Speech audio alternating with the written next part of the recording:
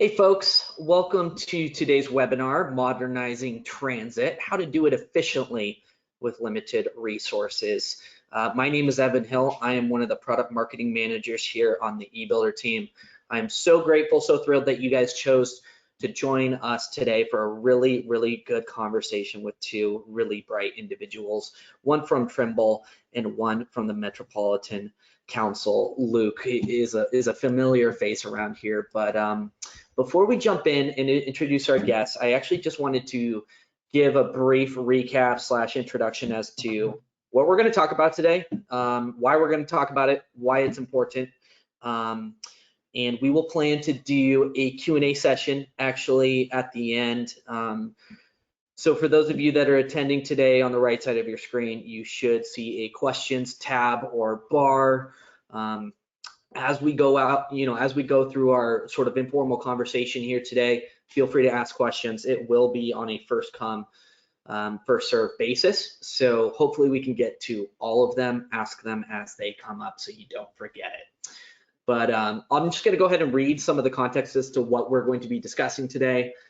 As the bipartisan infrastructure agreement is being actively negotiated, literally in real time right now throughout the halls of Congress, transit agencies, regional transportation groups are starting to have some of those internal conversations around what the legislation is going to mean for them from a funding and development perspective.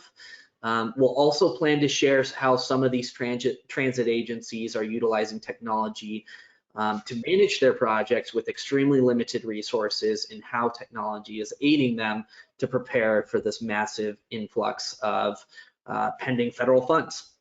So the other item I wanted to just highlight real quick before we jump in is many of these federal funds are expected to have sustainability compliance requirements attached to them, obviously, since that's just a high priority in construction in the world we live in today. But really the conversation is really going to be around transit-focused owners and how they're incorporating technology to drive both project efficiency as well as positive outcomes for the environments around them. We have two phenomenal guests today, Luke Van Stan, who is the Project Management System Administrator at the Metropolitan Council, and Doug Reichert, who is the Director of Transportation and Infrastructure of North America at Trimble. With that said, gentlemen, welcome today. Welcome to today's webinar. So grateful that you guys were able to join us today. Luke, I'm gonna hand it off to you first. Can you tell the audience a little bit about yourself, your professional career, and some of your passions around this space? Good afternoon, everybody. My name is Luke Van Santen. I'm I guess a civil engineer by education and an IT guy by experience. I've worked on different projects in my career, from remediating nuclear weapons plants and toxic waste sites, all the way through just regular construction like highways and tailings dams for mines, and obviously including transit systems. The reason I'm really passionate about transit is I think we face a lot of new situations in our world where it's going to become more necessary than it already has been to really maximize our efficiency in how we do things, specifically traveling between points A and B. And so it really made me happy that the skill set I brought with that civil engineering and IT background really let me fit in and help out on the transit projects here in the Twin Cities in Minnesota. Great. Well, welcome to the show, Luke. Again, thank you for your time. Douglas, I'm not sure which one you go by. I forget. You told me last week. Yeah, you can call me Doug, but my mother still calls me Douglas, so I'll go with that. With that said, Douglas, I'm just kidding. With that said, Doug, why don't you tell us a little bit about yourself? Yeah, sure. Well, thank you for having me be a part of this. My name's Doug Reichert. I didn't do anything cool like Luke did as far as like deconstructing nuclear power plants and whatnot, but my passion at Trimble is transportation and infrastructure. I run through the transportation and infrastructure team for Trimble under Trimble Global Accounts. It's been a real, throughout my career, I've touched a lot of this stuff, not as a civil engineer, but as a technology nerd. And my passion is data. When I have the privilege of meeting with these large, whether it's a large transit agency like what Luke works for, or whether it's a consulting and engineering partner that we work with, or a contractor that we work with, the conversation kind of starts and ends with data. So with data means everything. It means sustainability. It means better project decisions. It means a lot of different things. But that's where I spend a good chunk of. I and the team. We spend a lot of our time talking about data. So thanks for having me. Yeah, so that's a perfect segue. You kind of did my job for me, frankly. Tell us about for maybe some of the new folks here that might be new to the industry. Tell us about the data problem that exists today for DOT groups, transit regional groups around the nation. What is the problem they're facing today? It's got a few pieces to it. It's not a lack of data. They got lots of data, and from multiple sources, and it can be everything from a state DOT having annual LiDAR scans of their road network, to utilities data, to construction data. And part of the challenge is that all that stuff lives in so many different places, and thus it kind of sits in, I hate to use the term silo, but it because it's such an industry buzzword, but it is the truth. It lives in silos all over the place in different disparate places. And for the most part, it's also dark. And what I mean by that is I call it dark data because there's no context to it. Like if you don't have so think in terms of if I were able to access all this LiDAR data and look at road scans, I wouldn't know where to start and finish to actually find the thing that I was looking for. So through the Trimble ecosystem and a lot of the discussions that we have with our customers and our agencies that we work with is around how can we turn the lights on for that data. And typically the way that we do that is through the context of a project, something that was built, created, designed, constructed, and then being managed. So that would be kind of that's where I would start. And then the second part of it, or tranche, is getting the data from the office to the field, and back. It has to be a round trip. So we hear an awful lot these days related to infrastructure. The one-way trips and things like 2D plan sets that are hand marked up going back as digital as-builts and things like that, right? There's so many better ways that we could be doing things, and my passion is how do we leverage to the technology from Trimble and others, because we can't do it alone, to move the needle on that. So Luke, I see you nodding, laughing, chuckling. Do you want to jump in here and give us your perspective on some of what Doug is talking about? I think Doug really nailed it by saying a lot of the data is in the dark. And I'll even extend that analogy a little bit further. I think some of it's written on black paper in black ink in the dark. To take the paper trap literally. Some things still end up on paper and you have no way to find it.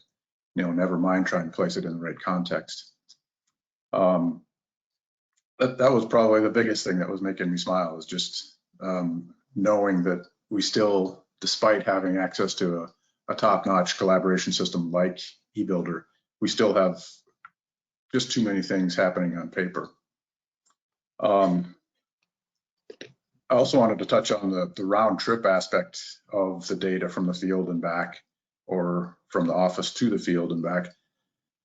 And that really needs to happen. I mean, we've got mechanisms that allow that right now, but it really needs to happen in a way that the people that are facilitating that round trip, usually the people in the field, are able to do so in a way that makes sense to them and doesn't get perceived as some sort of big brother / time suck, right?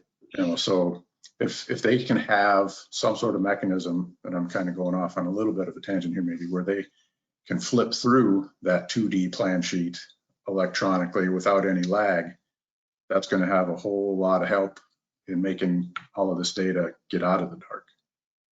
So this is a good segue transition into, I want to learn more about what you're doing at the Metropolitan Council. Luke, I forget how long you've been there for, but I guess the question is this that we sort of settled on here. How are you driving efficiency and better outcomes with technology in your organization, what has that process sort of transformation looked like over time? What have been, some of your successes? What have been some of your struggles? I'm really curious. So we implemented eBuilder in April of 2010, just like 11 and a half years ago now. And I've been the single administrator here since that time. There were backup administrators. I don't want to short circuit their contributions, but for the most part, I've been the primary person. And I'll go to the successes first, I guess. Like everybody that I had ever participated with in construction, we were really based on paper. Here's a sheet, sign it for me, and then I'll take it over there. And sneaker net to show my age. And we were able to migrate a lot of that from that kind of tangible piece of something into a more data focused approach, I guess you can call it. And the way we did that was by using the processes module in eBuilder. So an example of that, the one of the two processes we had implemented for us was an RFI. That's probably the greatest example of that anybody can just totally glom onto and say, yes, this is going to help us so much. And from there, we've expanded it so it includes things like non-conformance reports, definitely submittals. We do invoices in a non-cost associated way, but pretty much any kind of business process that had tangible pieces of data that needed to come in and out and be seen by different people at different times, we've converted that to a process, and that's really facilitated a lot of improvement. One example of that is our invoice approval time has gone, before eBuilder, it was usually well over 35 days, even though we've had a mandatory requirement of getting things paid within 30 days forever. And now we're able to do much better than that. We usually get in between 20 and 25. So significant improvement. And then that kind of cascades down through the contractor to all the DBEs and the MBEs and all their other subs. So everybody's getting paid quicker. Doug, I know you're, sorry, continue, Luke. It's probably a good stop point, unless you want to hear about a failure too. Actually, I do. So if you were going to continue, please do. So the failure aspect of it kind of goes back to what I was saying about inspectors being able to flip through a plan set in the field. We use eBuilder to make PDFs available that they can, with their iPad or their mobile enabled laptop, readily download and open and manipulate. But there's still that perception of, oh, it takes too long, or I can't, write on it as easily as I'm used to, et cetera, et cetera. So we've really kind of struggled with that, and we've seen other systems that purport to have that kind of flip through functionality that a lot of people really like. That's been a struggle for us, I guess, is the right way to say it. Doug, I know your background is, working with a ton of different DOTs and regional agencies. What advice would you give, or what has been your experience working with some of those agencies, working to transition towards a more sort of like technology-centric approach to their programs and projects?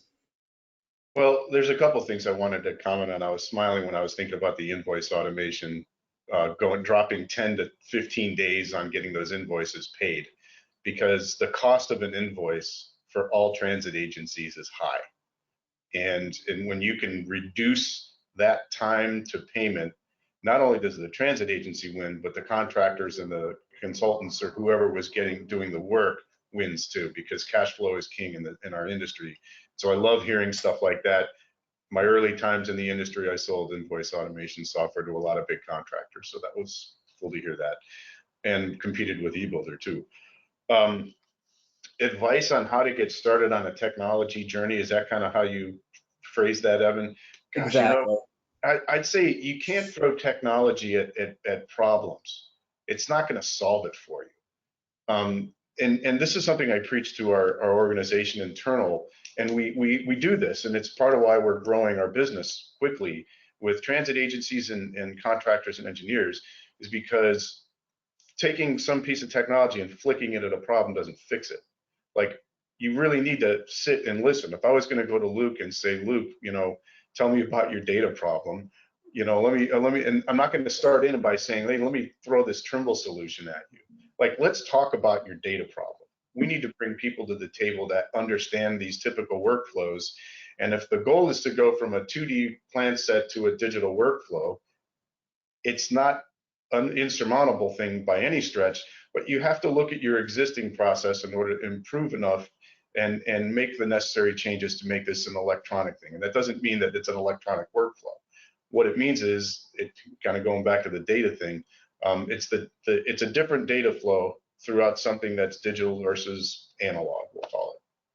So my advice would be, walk before you run, and spend time evaluating your existing processes and where they fail and where the pinch points are. And so that when you do engage with technology people, the further you are along in evaluating and having those difficult, honest conversations with yourself as an agency, the better, the faster we're going to help you get to where you want to go.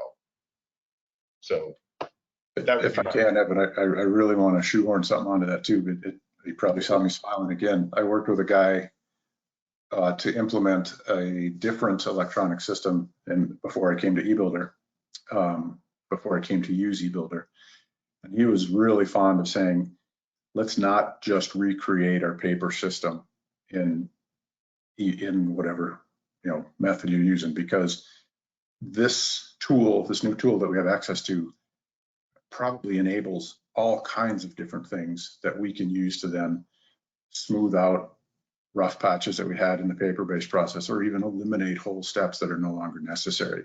Let's lean it up and really try and maximize our use of this tool.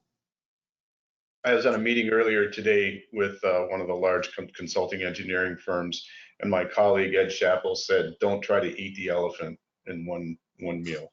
That too. It was really good. It was pretty good. I was like, yeah, nice, Ed. That was a really good analogy for what we preach. It takes time, but more than anything, it takes commitment.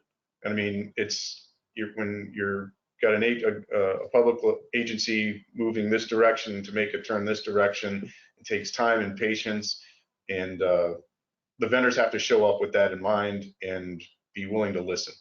That's the most important thing. Don't come in and show us how smart you are. Not interested. What we're interested in is fixing, trying to make some systemic change and positively benefit the organization, one thing at a time. Yep. That's a good segue again.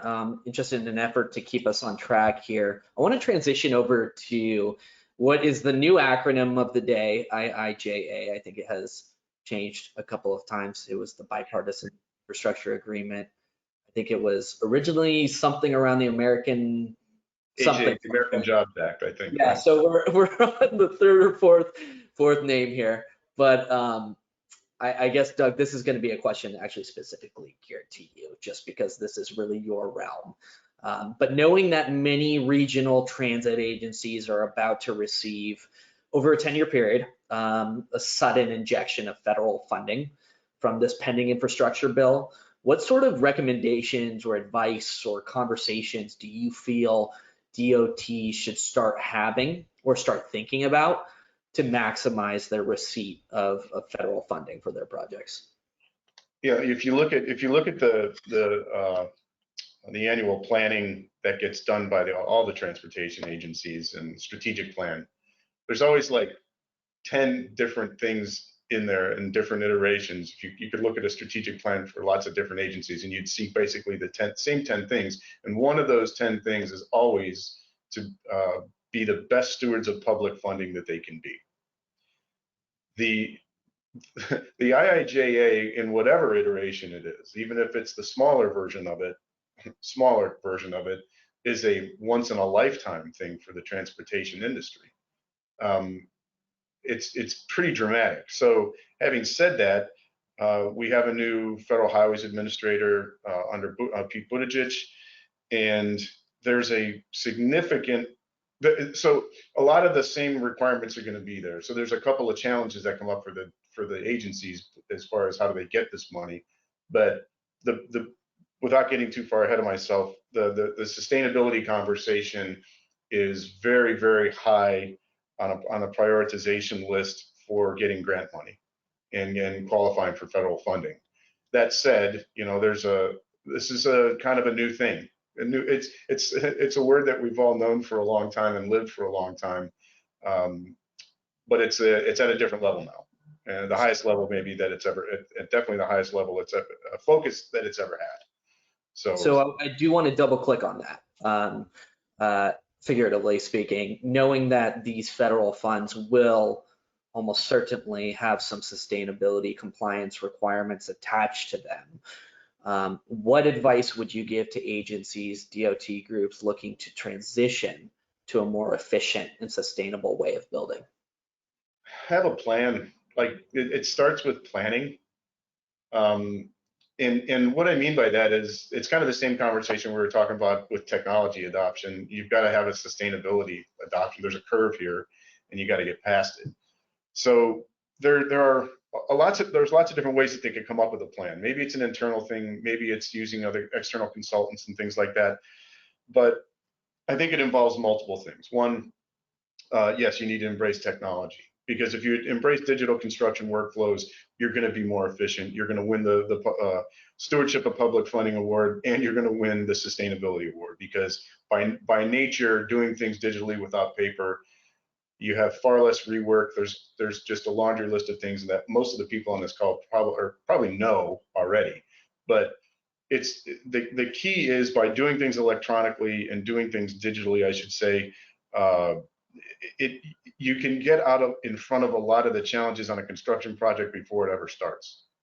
And so you gain efficiencies before you even break ground and start actually building the thing. So that's one side. And the technology isn't just in BIM, it's in things like machine controls, it's in survey technology, it's in drone technology. But I'll stop on this point. You got to have a way to manage the data and leverage the data that you're creating as part of that process. And that needs to be part of the plan. So Luke, I know in your role at the Metropolitan Council, I assume sustainability is sort of baked into some of these projects just by design, but what has been your experience with some of the projects you've worked on or helped on? Is sustainability a major focus? What has that looked like?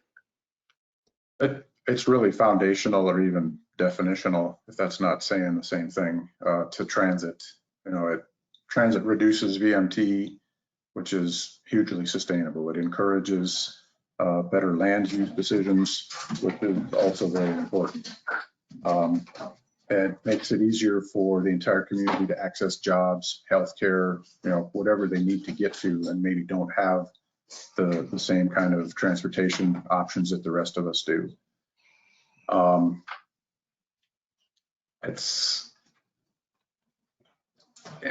You're right in saying that it's baked in.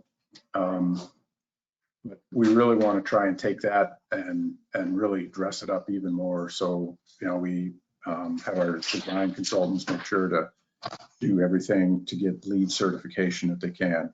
Here in Minnesota, we have something better, or something called Buildings and Beyond. That's wrong, it's 3 Bs, but it's a similar program to LEED, where we have to demonstrate how it's going to be a more sustainable building once it gets built and it's operating. So continue, go please. ahead. No, go ahead. I just have a question from the audience. So I did want to save a few minutes at the end here to jump around on some questions. And Doug, I'm going to throw this one first to you, and then Luke, I'll probably let you jump in afterwards. What has been your experience with digital as-builds, and has it been a positive one? How does it help agencies, you know, do more with less, and how does it affect cost savings and faster timelines? It's a great question, man. And like, this is a hot topic with several of the DOTs that we work with right now, but it is with the broader industry, whether it's rail or road or any form of transit. The typical stuff that they receive, I'll tell you a story. So this is one transit agency, and it's a rail transit agency, and I will not use the name. They finished up a almost two, it was like $1.9 billion section of a line that was a new line, and there was a fair amount, there was tunnels, there were a lot of things. And at the end of it, they received 2 containers full of paper. And this is recent. This is not like 5 years ago or even any older than that. It's far less than that. And that agency has a group of 20 to 25 people whose job is to take those drawings and digitize them, because they're all hand marked up, and then translate that where needed into a work order management system for managing the asset. And that process is going to take 2 years. Let's let that sit there for a second. And this same transit agency also is utilizing some amazing 3D technology. They're embracing a lot of the digital side of it. But if what comes back, it has to do with the contract. Like if the contract requires as-built in a certain way, that's what you're going to fulfill the contract, right? But if it comes back digitally, it becomes a much more interesting conversation. One, likely that group that was doing all the work with the paper, I don't want to say people are going to lose their jobs or whatever, they can be reassigned to do other things in the organization. But you may not need those people to do that type of stuff. Because now, if a digital as-built is data rich, which is, that's what we preach at Trimble, it's a data rich digital as-built. We have technology now that enables it to be ported into your asset management system directly, but most importantly, it can be brought in how you want it and what you want. You have rules that you can put on this transfer so you don't just get a data dump, right? That's not going to do anybody good, because now you're going to have people go back and interpret the data. We can bypass that step. By doing that and managing assets data, there's 2 things. One, the construction of that rail line I talked about before was $1.9 billion or whatever. But to operate that for the next 40 or 50 years is going to be a whole lot more than that. I don't know what the number is going to be, but it's definitely in the tens of billions for sure. So when the real cost of building these things is actually operating it, it's pretty dang important that we do everything we can to operate and maintain those in a proactive or predictive system, not a reactive system. You can't get to a predictive system without the true data from what was actually constructed. And that's another big tenet of it. And by doing that, to wrap this up on the sustainability side, you're going to be infinitely more effective in managing and maintaining something like a rail line or a highway or a bridge if you can use the model, leverage the data from the model to actually manage and maintain it. There's so many different ways, I won't go down that road, but at the end of the day, it's a much more efficient way to manage and maintain in a predictive fashion the assets that are being constructed. Now, here's the challenge with that, and I know Luke knows this better than I do. If I were to give an agency, I'd say, what do you want? What data do you want? And there's not a one that could definitively tell you this is what I want. So there's a chasm to be crossed by every DOT. And most transit agencies, some of the ones in other parts of the world, they're doing it, right? They're actually doing it. Norway, they're doing it. And in parts of the UK, they're doing it. But there's a lack of data standards. There's a data standardization problem, 1. But 2, the agency needs to be able to do the work similar to going from analog to digital on the asset management side. So what data is it you want? We just had a recent meeting, very recent meeting with a large DOT that when we asked them that question, the asset management people kind of went, we aren't sure. So there's an opportunity here to work as an industry, and by having standards for the data, it's going to make that discussion really a whole lot easier, because otherwise you're going to have 50 different answers to that question if you're talking to DOT. So I'm a big proponent of data standardization. and for that reason. And I'm also a big proponent of how do we help as an industry? Like Trimble can't solve all those problems, right? We need the consulting engineering community to pitch in. We need the construction community to pitch in. And we need the DOTs and the transit agencies to open their minds and hearts and kind of figure this out, right? Because once we get standardization on the data, something like an IFC 4.3, we will be able to get there faster. So that's why, that's one of my passions about data, and why it's important is because the amount of money and time to be saved on managing and operating these assets, let alone during construction, is massive. And as a taxpayer, I want that money to be spent right. Luke, I'll let you have the last word and piggyback off of what Doug just said. I want to agree with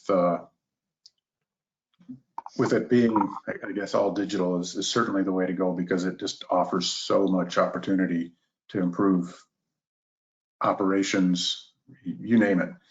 But to get there, you have to have, and this is maybe one of the things that Doug didn't quite fully touch on, but you got to have willing partners in construction, namely your contractors.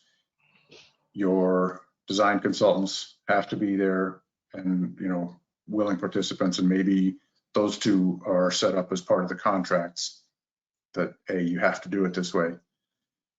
And just as importantly, you have to have people on the operations side that can understand and use that data too. Because if you bring in this amazing, beautiful digital system and nobody even opens it up, right? You might as well have gotten paper.